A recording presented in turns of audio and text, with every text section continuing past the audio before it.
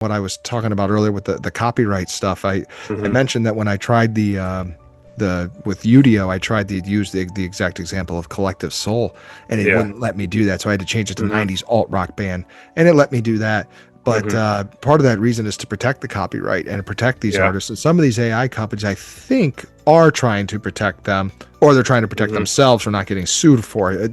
That's being probably a little more realistic. Yeah, and it's going to need comprehensive legislation Well, for all of this. I'm glad you brought that You up know. because the first article I was reading this morning, I wake up and I read, and the first article I read in one of the newsletters was what Denmark is doing. Hmm. Denmark is one of the first ones. They're pumping out the legislation. They're getting ready to vote on it. And it's basically saying you cannot use an artist's name, image, likeness, or whatever term it is. You can't Without use their their voice permission. or Yeah. anything like that without their permission. And if Denmark does it, I think we said Britain is lining something up, or somebody said that. Yeah, I Uh, know. I know Elton John was Oh, big. Elton John. That's Yeah, right. Not he necessarily the was. British government. Sorry.